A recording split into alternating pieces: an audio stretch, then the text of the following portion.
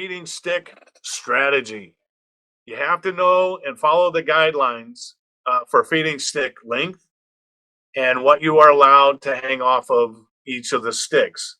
So a feeding stick is a long pole with a cup at the end, and that's how you feed your athlete.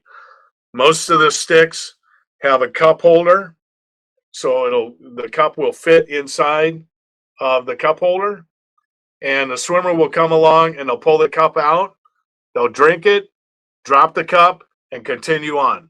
All right, that's how you feed.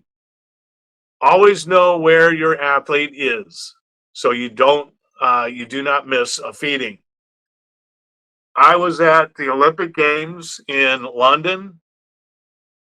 My swimmer's coming in. I got my eyes on my swimmer the entire 2 hours, right? I know exactly where he is, how many are around him. I'm watching him the entire time. I'm looking around, there's 30 coaches on the feeding platform. Or I'm sorry, there was 25. 25 coaches on the feeding platform.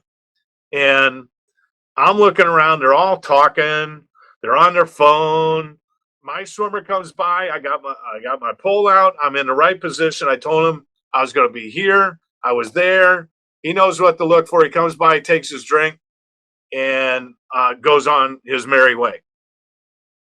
There's another swimmer that's coming up, and he comes up to the feeding station. They were supposed to feed, and he stops. He goes upright and is looking around for his coach, and there's nobody there. His coach was in the back on his phone talking to somebody, and the swimmer looks at him, sees he's on his phone, has to go and swim, but he was upset, and he should have been. And that coach is sitting there on the phone going, oh, I got to feed. It's the Olympic Games, and you don't know where your athlete is? That starts from the beginning, all right? You need to be prepared for your athlete, and your athlete needs to be prepared to receive what you have to offer. If there are multiple feeding sticks that are the same length, bring your stick in a little bit closer so your athlete can see where to go to feed. So at the end of the stick, they usually allow you to put in some kind of a colored flag. They have dimensions for that. It's in the rule book. Have that athlete easily be able to identify where his feeding stick is. If there's a ton of sticks that are sticking out like this, right, at all various lengths, if you bring it in, then it's going to be a whole lot easier to be able to see the flag or the color that he's looking for. Sometimes if you hold it up, a lot of coaches will hold that stick out and hold it down so it's closer to the water where the athlete will be able to feed. You can hold yours up just a little bit, and your athlete can just have his eyesight a little bit higher and be able to see the feeding stick. Once your athlete has their drink, remove the pole out of the way. So don't keep it out there and watch what's going on. Once they grab the cup, bring your stick up. That way you eliminate the chance of having a disqualification because you impeded on another athlete. As an official, I don't ever believe that anybody's ever been called for impeding simply because their swimmer was in the water and the pole was in front of them. Once they have their drink, bring the pole straight up and out of the way. That way, all they got to do is drop the cup. Most feeding stations, they have somebody out there that goes and retrieves the cups, so we're not littering the waterway. Too many coaches leave them there and talk or watch their athlete, right? So they leave that pole down there in the water, and other swimmers end up running into it. Work together with the coaches on the feeding boat. There is a unspoken word that we want to do everything to help our athletes, but not at the expense of somebody else. It's an unwritten rule, right? I don't want my athlete to gain an advantage because we took an advantage away from somebody else. What I mean by that is if you're side by side by three or four coaches, my swimmer is in the front, but they're taking up space. You just work it out. Say, hey, my swimmer's coming up first. Let me feed them. I'll get out of your way, and you can put your pole right in there, and that way we all get to feed our athletes, and it won't be anybody else. It won't be anybody's fault. Boom, everybody's good. It's not hardcore where if you occupy a spot, you're never going to move simply because somebody else needs to be there. All right. Everybody wants an advantage, but again, I don't want to gain that advantage by disadvantaging somebody else. I want that athlete to be able to feed and be competitive so that the swimmers are the ones that are competing and they win or lose the race because of what they do, not because of what we do. Use a collapsible stick. If you've ever seen a painter's pole that extend out, those are great sticks. And then at the end, you can duct tape a little cup holder at the end and then be able to collapse it down so you can travel with it. Those are great. Something that measures what you need, but can easily be compacted into store as luggage.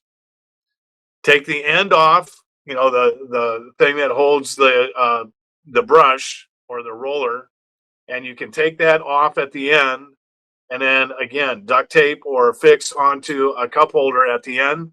You got yourself a good feeding stick. There are specific guidelines on what is allowed to hang off the feeding sticks. Like I said, the flag or the marker. Make sure that the flag you use is a bright version of your flag, not a dull color, just going to blend in with everything else. Something nice and bright.